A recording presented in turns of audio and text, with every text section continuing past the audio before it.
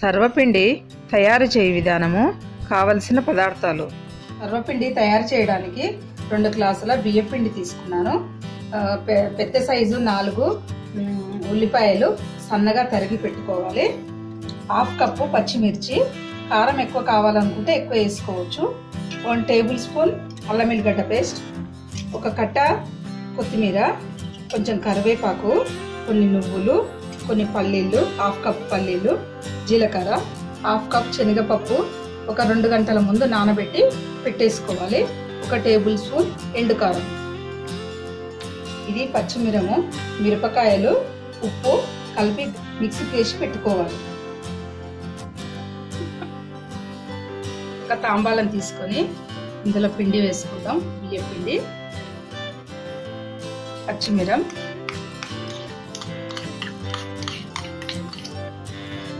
ఉల్లిపాయ ముక్కలు,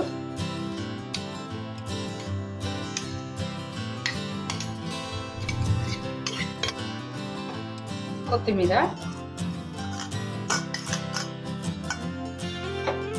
జీలకర్ర, నువ్వులు, ఎండుకారం, సన్నగా తరిగిన కరివేపాకు, 1/2 కప్పు నానబెట్టిన శనగపప్పు, 1/2 కప్ పల్లీలు, 1 టేబుల్ స్పూన్ అల్లం ఎల్లిగడ్డ పేస్ట్. ఇవన్నీ వేసుకున్నాం కదా, ఇవన్నీ కలిసిపోయే విధంగా మళ్ళీ కలుపుకుందాం.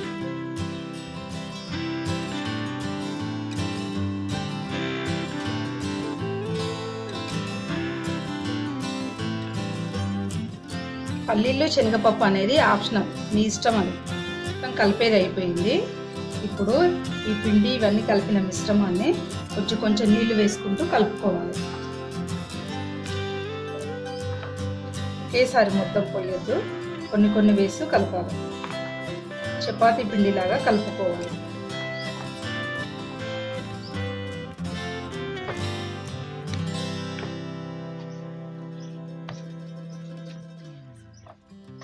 పిండి తడపడం మొత్తం అయిపోయింది. పిండి అనేది తడిపేది ఇలా ఉండాలి, ఇట్లా ముద్దలాగా కావాలి. ఇది మొత్తం పక్కకు పెట్టేసుకుందాం. సర్వపిండి తయారు చేయడానికి స్పెషల్గా ఇలాంటి పాత్రలు దొరుకుతాయి. ఇలాంటి పాత్రలు తెచ్చుకోవాలి. ఇందులో ఇప్పుడు కొంచెం నూనె వేయాలి.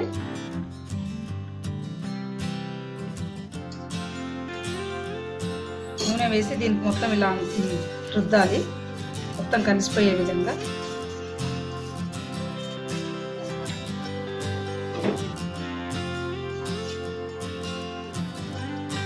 నూనె రుద్దిన తర్వాత కొంచెం పిండి తీసుకొని మందంగా ఒత్తుకోవాలి.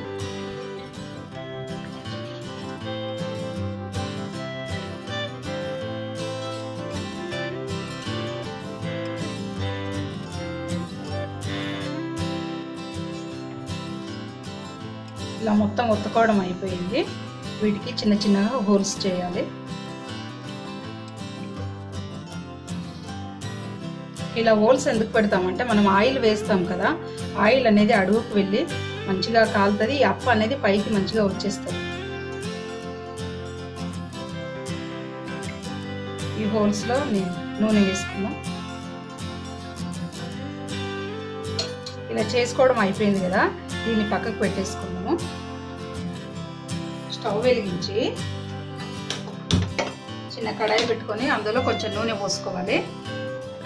కొంచెం నూనె మరిగిన తర్వాత ఇది పక్కకు పెట్టేసుకుందాం.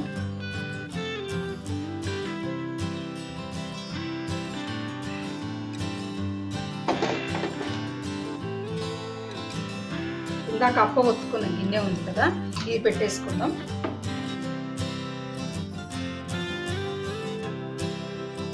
మీడియం ఫ్లేమ్లో పెట్టి ఇందాక మరిగించిన నూనె ఇందులో పోసేసుకుందాం.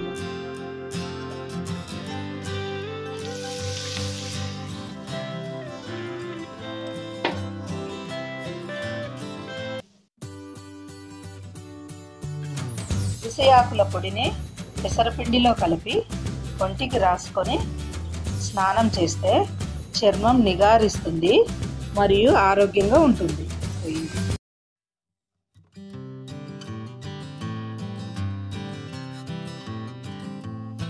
ఇది కాలింది ఎలా తెలుస్తుంది అంటే ఈ నూనె పడంగానే బాగా కాలి పైకి వచ్చేస్తుంది, బ్రౌన్ కలర్ అవుతుంది. అప్పుడే ఇది కాలినట్టు మనకు అనిపిస్తుంది, తెలిసిపోతుంది.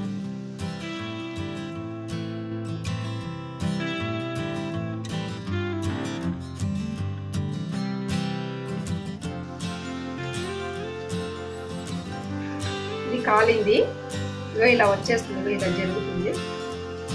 ఇంకా బ్రౌన్ కలర్ కావాలంటే ఇంకా కొంచెంసేపు పెట్టుకోవాలి. ఆయిల్ ఎక్కువ పడుతుంది కానీ టేస్టీగా ఉంటుంది. ఇది రెడీ అయిపోయింది, తీసేసుకుందాం ఇప్పుడు.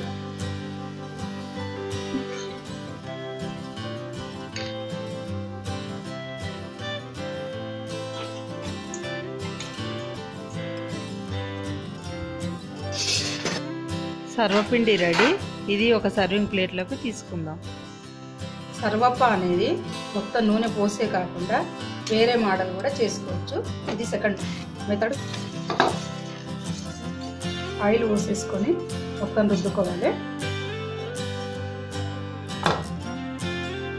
తర్వాత కొంచెం పిండి తీసుకొని మొత్తం ఒత్తుకోవాలి.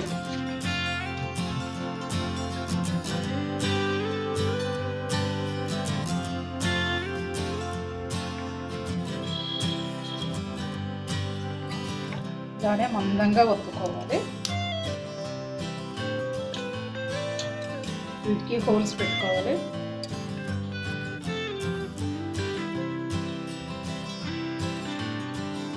కొంచెం వేసుకుందాం ఆయిల్.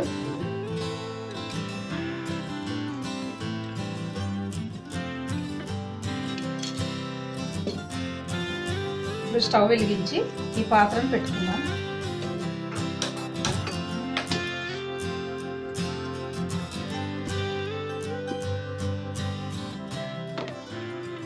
మీడియం ఫ్లేమ్లో పెట్టుకోవాలి. దీని మీద ఒక క్యాప్ పెట్టుకోవాలి.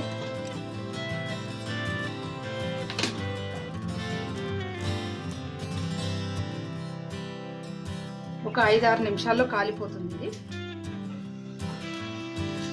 ఇది మొత్తం కాలింది. ఇది మొత్తం కాలింది.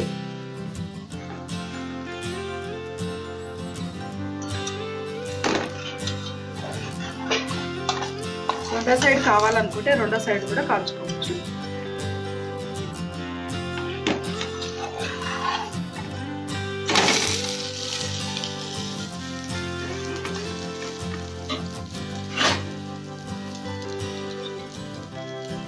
ఈ చుట్టూ కాలాలంటే వన్ సైడ్ ఇలా తిప్పుకుంటూ మొత్తం కాల్చుకోవాలి.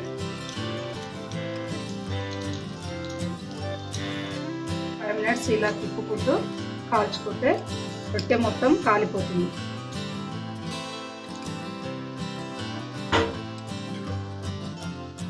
అప్ప రెడీ అయిపోయింది. ఇది ఒక సర్వింగ్ ప్లేట్లో తీసుకున్నాం. స్టవ్ ఆఫ్ చేసేసి